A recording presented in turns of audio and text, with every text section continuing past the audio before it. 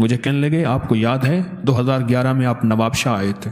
ایک صاحب کہنے لگے جی میں نے آیا تھا. ایک نہایت غریب آدمی تھا، وہ بار بار آپ کو کہہ رہا تھا میرے گھر چلیں، میرے گھر چلیں، بار بار کہہ رہا تھا میرے گھر چلیں. میں نے کہا ہاں. اس کی کیفیت یقین جانی میں اس کے گھر گیا، آپ نہیں سوچ سکتے کہ اس کے گھر کی غربت نہیں تھی، غربت سے بھی کوئی آخری درجے کی غربت ہو.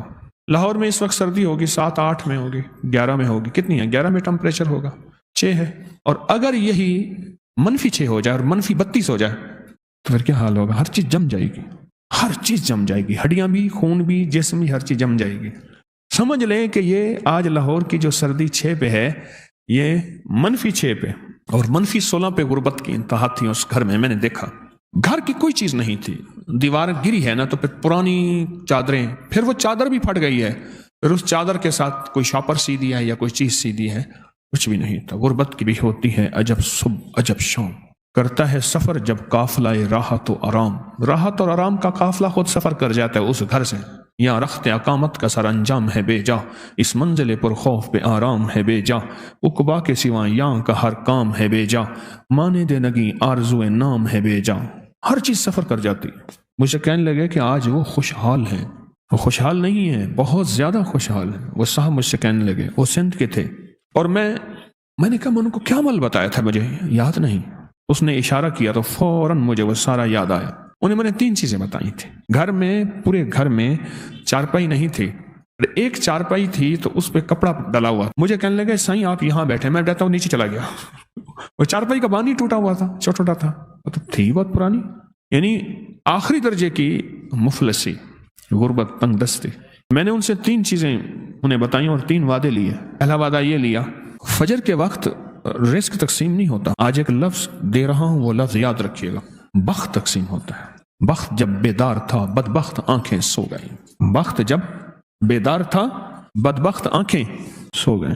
رزق نہیں، بخت کے اندر پھر رزق بھی ہے، عزت بھی ہے، وقار بھی ہے، شان و شوکت بھی ہے، نسلوں کے لیے بلندیاں بھی ہیں، راحتیں بھی ہیں، رحمتیں بھی ہیں، ثروتیں بھی ہیں، خوشیاں بھی ہیں، خوشحالیاں بھی ہیں. ساری نعمتیں بخت میں ہیں. بخت میں ایک تو میں نے ان سے عرض کیا تھا کہ فجر کے وقت یہ آیت الکرسی والا عمل کریں. آیت الکرسی والا 2011 میں آیت الکرسی کا عمل بتایا تھا کہ وہ وقت بخت کی تقسیم کا ہوتا ہے، بخت کی ترتیب کا ہوتا ہے، اور نصیب اور مقدر کے جاگنے کا ہوتا ہے. اور آپ حیران ہوں، کچھ لمحے ایسے ہوتے ہیں، کچھ ساعتیں ایسی ہوتی ہیں، کچھ گھڑیاں ایسی ہوتی ہیں، کچھ اوقات ایسے ہوتے ہیں.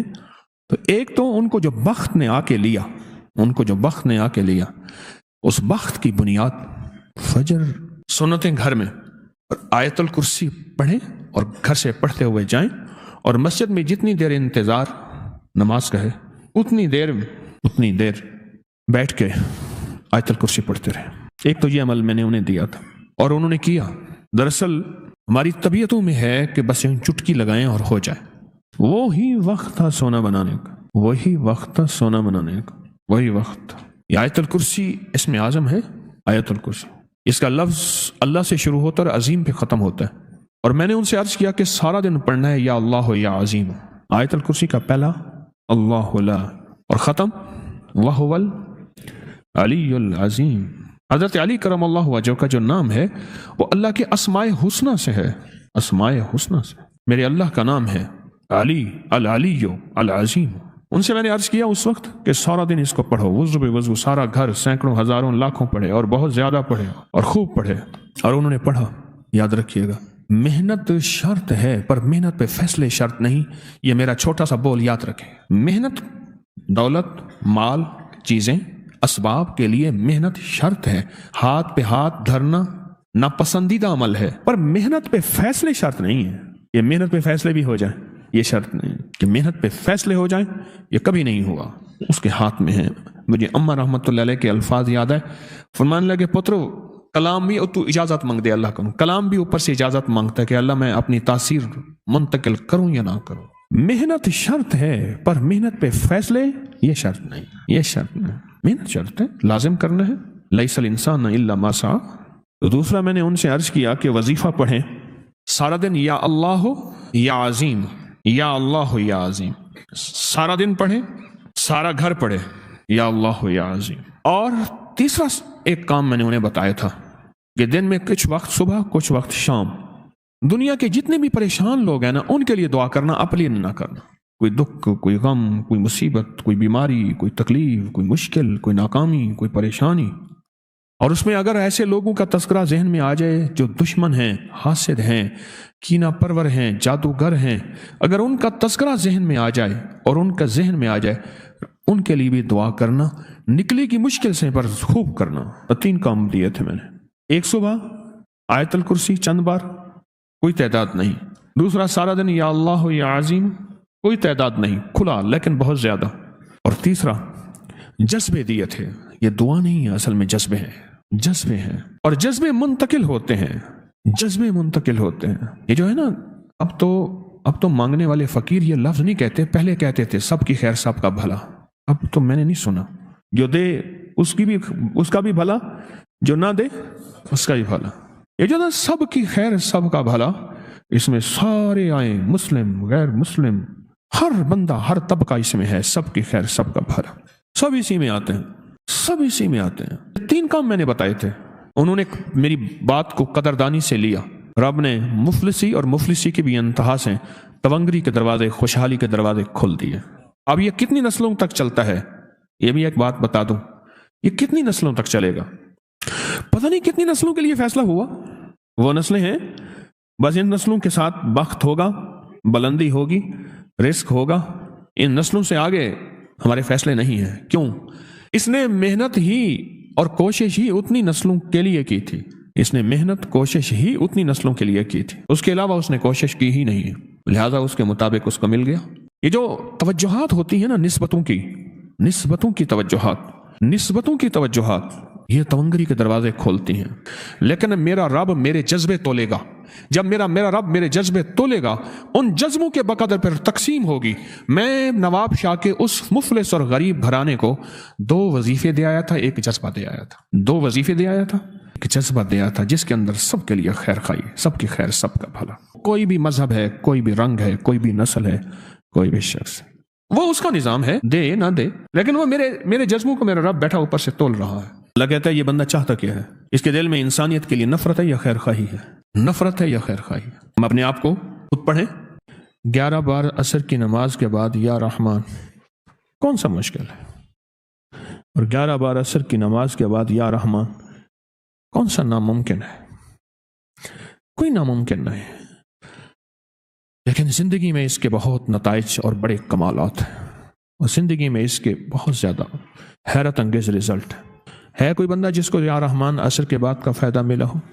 کہتے ہیں اللہ نے ضرورتیں غیب سے پوری کی ہیں۔ یا رحمان، آپ دیکھیں ایک بات بتاؤں، بسم اللہ الرحمن الرحیم، یہاں تک ہے کہ جو بندہ رحمان، لفظ رحمان پڑھتا ہے، اللہ دنیا میں اس کو پال کے دکھائے گا، پہنا کے دکھائے گا، اللہ اس کو دنیا میں سجا بنا کھلا کے دکھائے گا، رحمان کی وجہ سے اتنا زیادہ عطا ہوتی ہے کہ آپ کو باہر دینا پڑ جاتا ہے۔ اور واقعی اتنی برکت ہوتی ہے کہ فریج بھرا رہتا ہے، کہ اتنا کہ مجھے باہر دینا پڑ جاتا ہے، اتنا زیادہ بھرا رہتا ہے۔ 4 سال پہلے اسی طرح فون پہ کسی عورت نے آپ کو بتایا تھا کہ انہوں نے آیت الکرسی لکھ کے رکھی ہے اپنے کچن میں، اس سے برکت ہوئی ہے، تو میں نے سن کے میں نے بھی کیا۔ آیت الکرسی لکھ کے رکھی، اس آیت میں مال بہت ہے، دولت بہت ہے، اور یہ رزق کو کھینچتی ہے، ایسے کھینچتی۔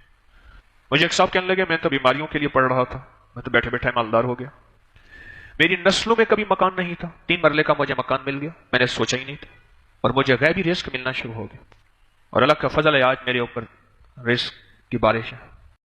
میں کہ میرے پاس گھر کی ضرورت کے لیے مائکرو اوون نہیں تھا، ایک خاتون نے اپنے لیے کہا کہ میں سالن گرم کر لیتی، اور میرا شوہر ایسا تھا کہ اس نے آج تک مجھے روٹیاں نہیں دیا تھا، کہتا بس روٹی کھا رہی ہے۔ کہنے لگا کہ آپ سے سنا تھا کہ سورۃ مائدہ کی آیت نمبر 114 اللہم ربنا انزل علینا مائدۃ من السماء، یہ آیت پوری 11 دفعہ میں نے ہر نماز کے بعد پڑھنا شروع کر دی، اپنے شوہر کی نیت کر کے پڑھتے کافی 1 مہینہ پڑھا، ہر نماز کے بعد 1 مہینہ پڑھا، صرف 1 مہینہ ہر نماز کا، اور اس 1 مہینے کا فائدہ یہ ہوا، ہر نماز کے بعد 1 مہینے کا، اور یہ خط میں لکھا ہے کہ میرا شوہر مجھے 10 روپے بھی نہیں دیتا تھا، 10,000 دے کے کہنے لگا جاؤ सालन गर्म करती हो, परेशानी होती है, माइक्रो ओवन ले आओ। और कहा कि मैं कभी 10,000 देखूं, कभी उसका मुंह देखूं, और कभी अर्श वाले को देखूं। दूसरे लफ्जों में कभी फर्श वाले को देखूं और कभी अर्श वाले को। 10 रुपये भी नहीं देता था, कहता था बस रोटी खा रहे हो, यही तुम्हारा सब कुछ है, यही तुम्हारी रोटी है, बस यही खाओ, और तुम्हारी सारी जरूरतें घर बैठे पूरी हो रही है, और क्या चाहिए, और क्या चाहिए। कहने लगा कि जब उसने 10,000 दिए तो मुझसे कहने लगा जाके वो बाजार से ले आ, और मैं बाजार से ले आई। अब जब कहते हैं मैं उस माइक्रो ओवन को देखती हूं जिसमें सालन गर्म होता है, सालन गर्म करने वाली जो मशीन है उसको मैं देखती हूं, तो मुझे मेरा शौहर याद नहीं आता, ये आयत याद आता।